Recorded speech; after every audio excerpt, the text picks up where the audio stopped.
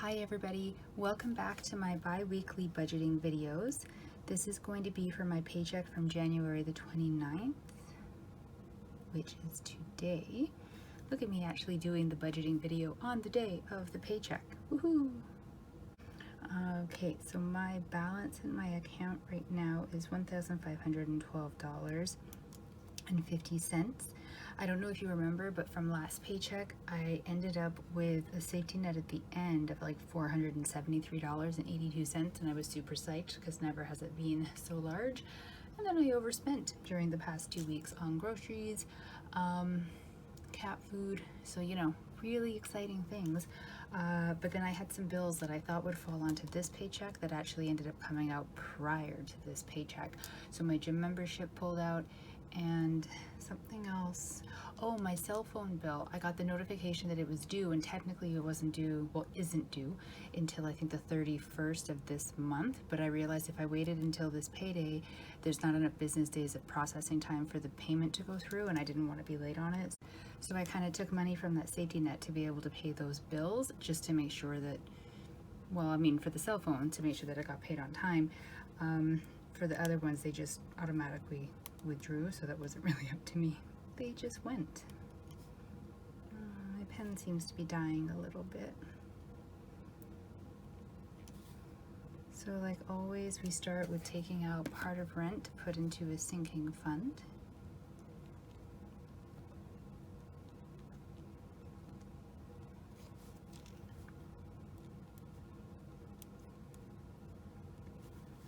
And then next, I'm going to take care of my line of credit payment. I'm still super psyched that last week I was able to take that extra money and put that $1,000 payment on the line of credit above and beyond the normal payment that I was making on it. I'm really hoping I get a tax refund this year, and that money can go towards it as well. Really, just any extra money to go towards it, to pay it off, would be lovely. Then the money for all of my different sinking funds, minus the rent, obviously.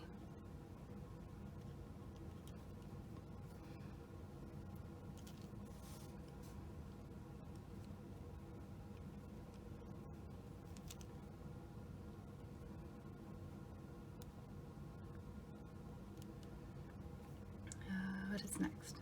My student loan. So remember when I was saying how they had updated my student loan portal, and it looked as if I didn't have to make any payment at all, but I didn't trust them. So I was just going to keep making the payment that I've been making previously and hope that I didn't get in trouble for anything. They haven't come after me yet saying that I'm late on a payment, and one thing they're very good at is sending you emails and letters if you are late on payments, because they want their coin. So I'm thinking that maybe I really don't need to be making payments according to them, that they calculated that I'm just that poor, so that they're giving me a break on that. But I'm going to keep with making the payment. I mean, it's $50 a paycheck, so it's not like it's a huge amount to them. I mean, it impacts my budget greatly, but who am I? But I figure if I can still manage to make those payments, any little bit going towards it has got to help, right? The student loan will be my next thing that I tackle once I get this line of credit paid off. And this is for my savings challenge.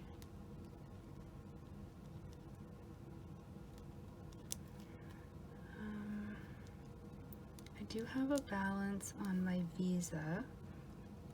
It's like just a little bit over $100. I can't remember the exact amount right now. And I'm choosing to not pay the whole thing off so as to not financially stretch myself too thin right now. Yeah, that's really the only reason I have for that. It's just I'm nervous that if I sort of stretch the money to try to pay the whole balance off, then something's going to pop up and I'm going to have to use a credit card to pay for it because I didn't leave enough money sitting in my account, because that tends to be how these things happen in my world. So I'm doing 50 now, I'll do 50 next paycheck with interest. It'll have bumped up to who knows what after that, and so I'm figuring maybe another $25 and then it'll be paid, assuming I don't put anything else on it. Although having said that, I did pre-order an album that doesn't come out until February, and so the balance, or not the balance, the charge hasn't gone on to the credit card yet because it won't until it ships, but once it ships it goes, and you know, that's just, it's expected, it's fine. So gas, $200. Now for once, I can't remember the last time that I did this. I haven't done my grocery shopping prior to doing my budget, so I'm actually putting in the amount for 2 weeks worth instead of one like I usually do.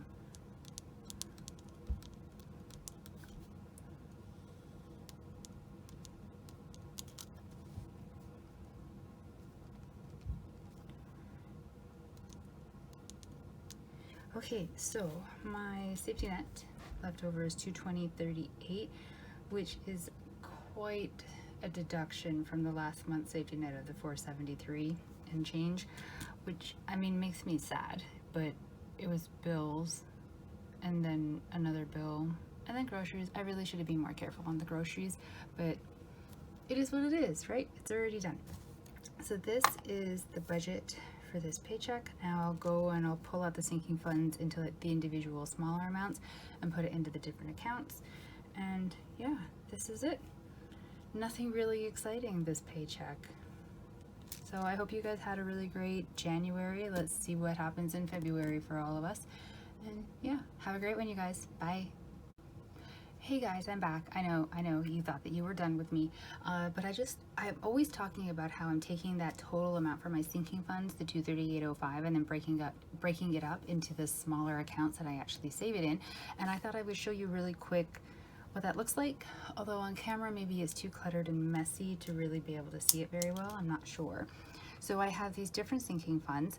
I have the bookmark here because it's covering the account numbers, because I don't actually know if anybody can use that to figure out where the money is going. Not that there's that much of it, but it pays to be at least like a teeny bit paranoid on the internet, right? So this is actually blocking showing which of the ones are kind of connected, because some of them share bank accounts. So my Microsoft membership gets $4.52 put into that sinking fund per paycheck, because it's not due until all the way next January, so I have a ton of time to save up for it. And it's $122.08 total that'll be due next January 1st, and I have 27 pay periods in the year, so like I said, it breaks down to a nice tiny amount. My BCAA membership is $115. That one's actually fully funded, so I don't need to worry about that one. But that one and my car insurance sinking fund share the same bank account. So my car insurance is always a bit of a guess because it goes up a little bit every year. You never know exactly what it's going to be. So I'm guessing $2,000, which makes it sound like I'm a really bad driver or something. No, I have a perfect driving history. So that's insanity to me, but I don't choose, or I don't get to decide how much they're going to charge. So $2,000 is going to be due roughly the middle of June. So for that, I'm putting aside $126.30 a paycheck. My WordPress account, I have a blog, in case you don't know, will be due for renewal September the 11th. That's $120. That one is also fully funded, and that one shares a bank account with my Norton antivirus, which is $125, and not due until end of September, so that gets $574 a paycheck. Tenant insurance is due at the end of October, and again, that's another one that I always think I know how much it's going to be, but I'm always a little bit off, so I'm estimating $320. Last year I estimated high, and I had a little more saved than what I needed, which is never a bad thing, so I put aside $11.49 per paycheck. And then I have a TFSA that every paycheck I put $50 into. It's sort of my in general emergency fund, and I use that, well, I try not to use it, but I mean, that's for like car repairs or an emergency vet visit for the cat, or I don't know, an emergency. There's so many that could happen. So that's just money that I put aside. There's not very much in it yet, but hopefully I'll have a chance to save it up to a relatively decent amount before an emergency happens, crossing fingers. And then I started a travel fund. I used to have one, and then last year happened, and so I kind of took it away, but I decided to add it back, and I only put $40 a paycheck in, and I've only just started contributing to it this January, so there's not very much in it at all. But one day we'll get to travel again, right? And at least it's a little bit of money, even if it just is for like a, I don't know, a road trip for a weekend away this year or something tiny. I like the hopefulness of it. Something that's missing from here that I've had for every year since forever is a dragon boat sinking fund, and it makes me actually really sad that it's not on here. But the dragon boat season is not going to happen this year. Maybe there'll be some individual kayaking or going OC6 practices, things like that, but there's not going to be a dragon boat season. And so I decided, at first I thought I would put the money aside for it anyways and then just have it in preparation for next year. See, that hopefulness. But I decided that instead of doing that, the money that would have been funneled into a savings account for my dragon boating, I'm using it in general in other ways. And then hopefully, like, by the end of this year, my consumer debt will be paid off. I'll have more sort of, I almost said expendable money. What's the term? More, just like money floating around that doesn't have to go to a bill. I'm sorry, I can't think of the word right now.